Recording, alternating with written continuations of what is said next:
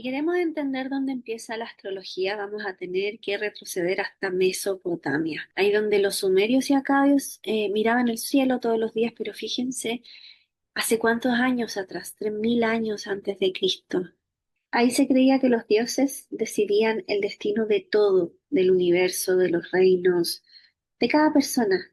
Por eso cuando se miraba el cielo, de alguna forma se buscaban señales para protegerse, para advertir, para desafiarnos. Los Barú, que eran los astrólogos de ese tiempo, no esperaban revelaciones mágicas. Ellos estudiaban los movimientos del cielo para relacionarlos con los que iban viviendo en la tierra. Entre los siglos 7 y 6 antes de Cristo, que es el periodo caldeo, ahí es cuando se organizó todo este conocimiento. Ahí se definió el zodiaco de 12 constelaciones, se instaló la idea de que el cosmos sigue leyes constantes, porque imagínense, ellos miraban el cielo y de alguna forma se fueron dando cuenta que había ciertos ciclos que se repetían. Entonces ahí ellos empezaron a ver que hay un orden mayor, una especie de ley universal que va sosteniendo la vida. Y es en ese tiempo cuando nace la figura del astrólogo que interpreta lo que ve en el cielo para guiar al rey en este caso.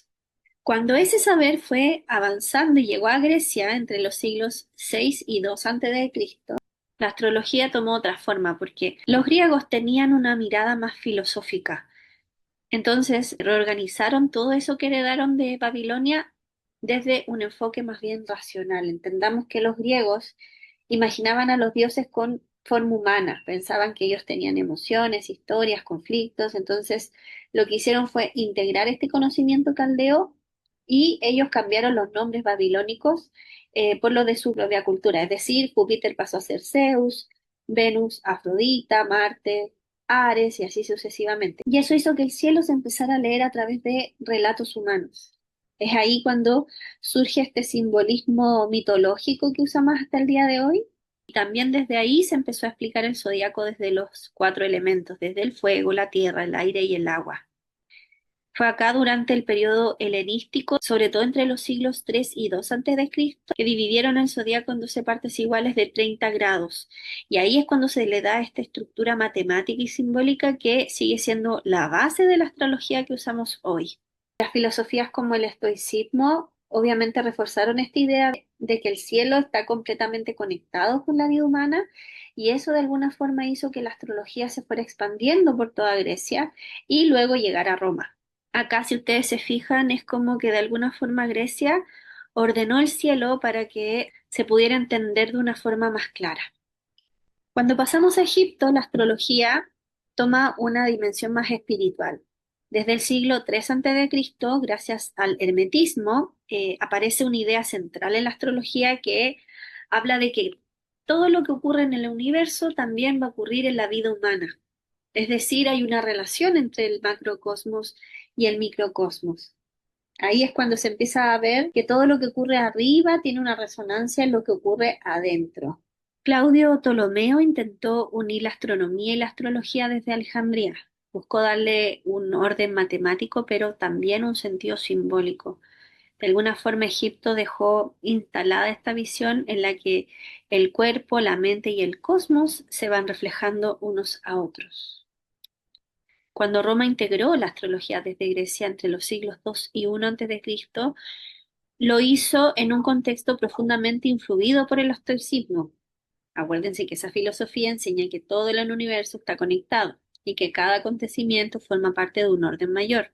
Pero desde esa mirada también abrió una pregunta que es, si los astros muestran tendencias, ¿qué pasa con la libertad humana?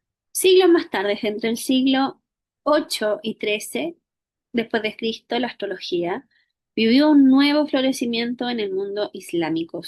Los sabios árabes unieron los conocimientos de la India, China, Grecia y Babilonia y fortalecieron todo el sistema con bases astronómicas más sólidas. ¿Por qué? Porque ellos tenían los guarismos arábicos y las tablas de cálculo y eso hicieron que las lecturas astrológicas fueran mucho más precisas. En el mundo islámico, el Corán permitió la astrología, pero siempre y cuando los astros fueran leídos como signos de la voluntad divina. no como fuerzas independientes. Y gracias a eso fue que astrólogos como Abu Mashar pudieron seguir desarrollando la tradición dentro de un marco religioso. Él fue el que empezó a estudiar que grandes ciclos históricos se relacionaban con los movimientos planetarios, es decir, se podía entender ciertos procesos colectivos con movimientos planetarios. En Europa, entre los siglos V y XV después de Cristo, la Iglesia estableció límites muy claros, porque obviamente cuando llegaron las religiones monoteístas, el vínculo con el cielo era distinto. Ya no se aceptaba esa idea de adorar a los astros, pero no significó que la astrología desapareciera, sino que ahí empieza profundamente esa tensión entre el destino y la libertad.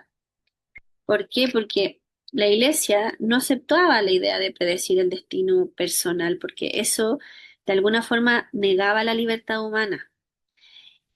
La Iglesia sí aceptó la astrología natural, que es la que se encarga de comprender el clima, la agricultura, la salud.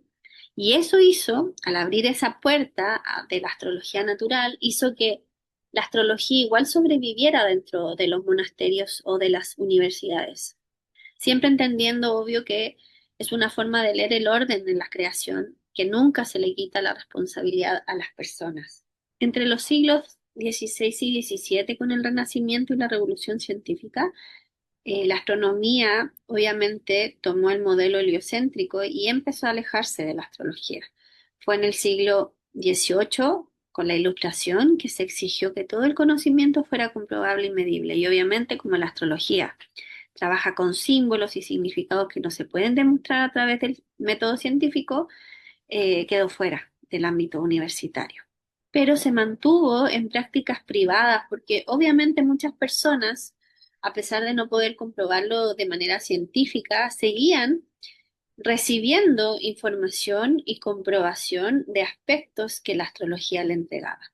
En el siglo XIX, con el romanticismo y la sociedad teosófica, la astrología fue incorporando ideas como el karma y la reencarnación, y ahí comenzó a verse como un mapa de procesos del alma.